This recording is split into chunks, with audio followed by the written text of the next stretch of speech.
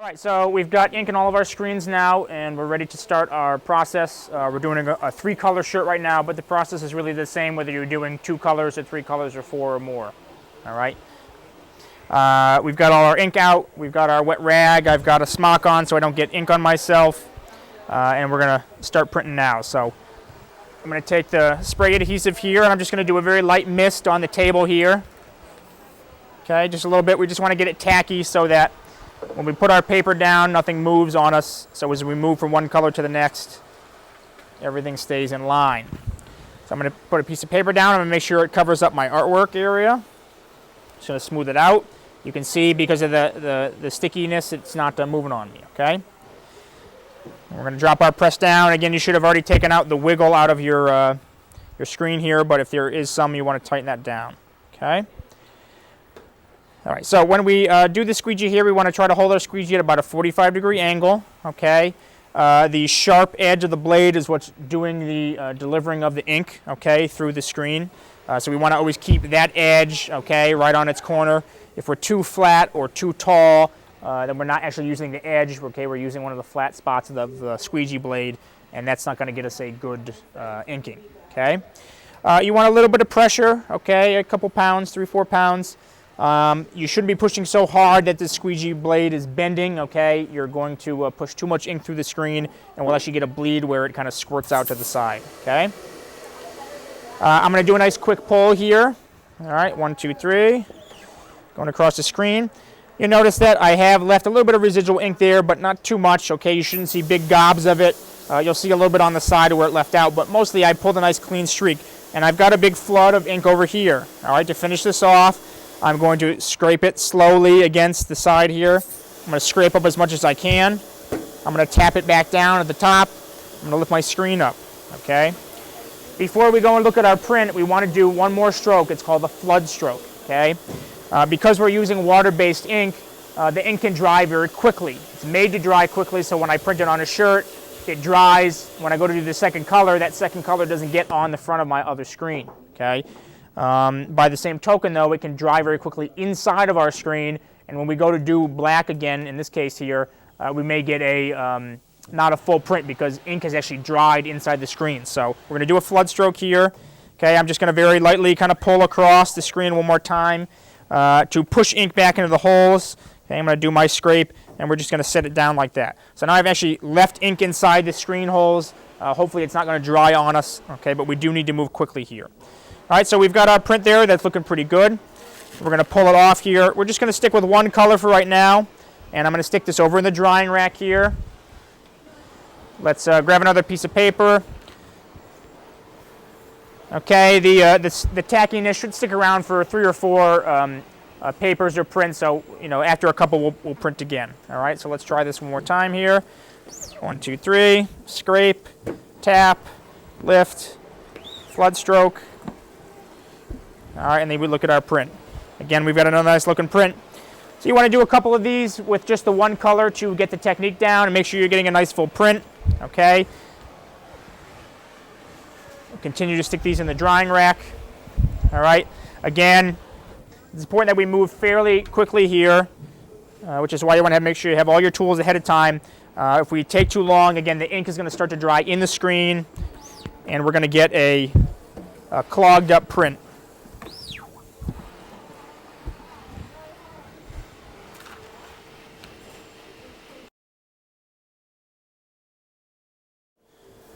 All right, so now we're going to do 2 colors at the same time here.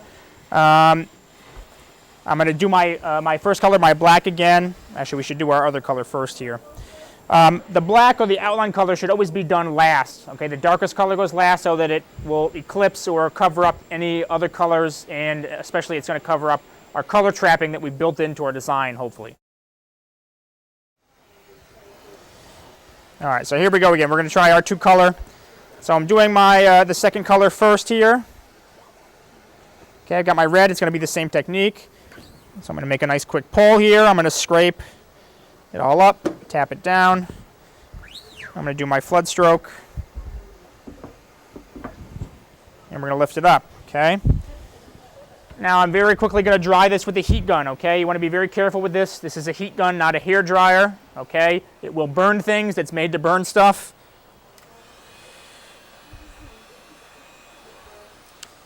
All right, so we just want to dry this very quickly, just enough to the touch. It should only take a couple seconds. Again, you want to make sure you keep your distance and make sure that you place this somewhere where it's not going to melt a piece of plastic or start some paper on fire. All right, and now we're going to spin and do our black.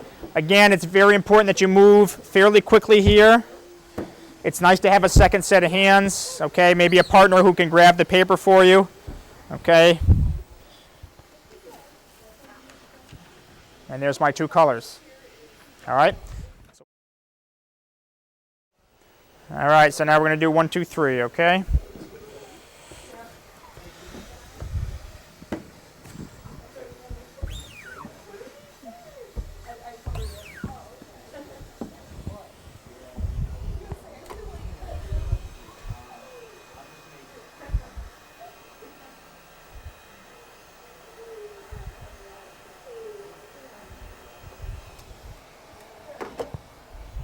All right, and you folks too, what you can do to speed up the process, like I said, it's nice to have a partner.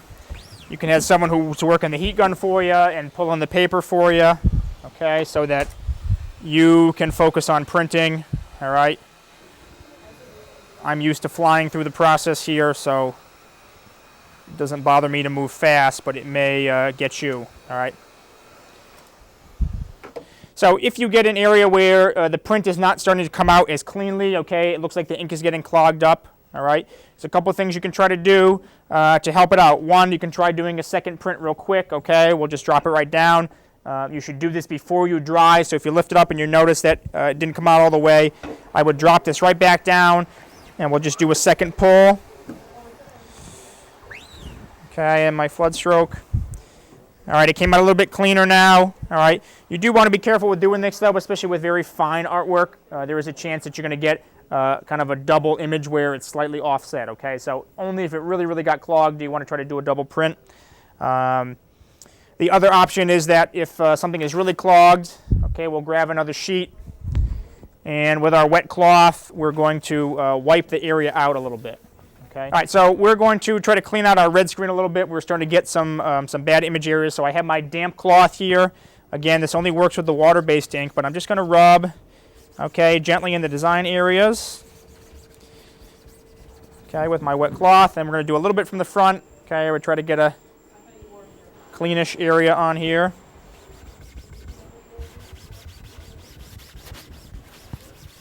Okay, it shouldn't be dripping wet. It should just be damp.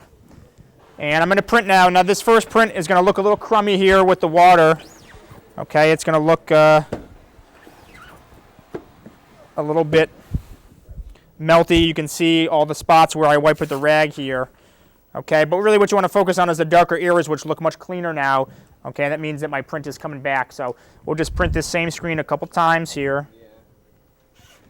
All right, and that kind of hazy, okay, watery stuff on the front is eventually going to dry off and kind of go away on its own. So we'll just kind of keep printing here. It's already starting to look better. Okay. And you do want to keep on working in the other colors even if it's out of sequence. All right. We don't want the other screens to start drying up.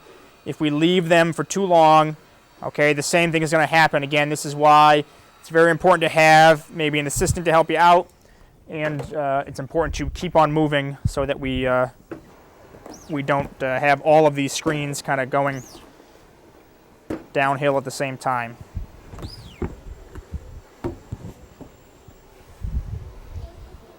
Okay. All right, so here we go. We will try our full 3-color right now.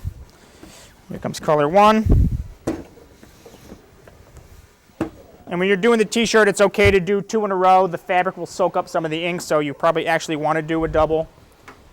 Just don't move the screen. Don't even pick it up.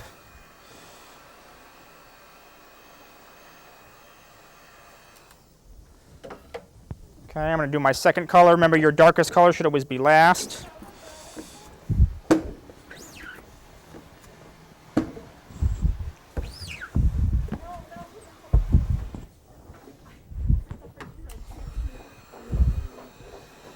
Okay, red's still looking good here.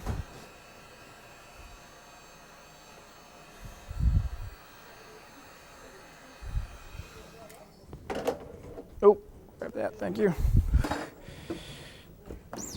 And then here comes the black.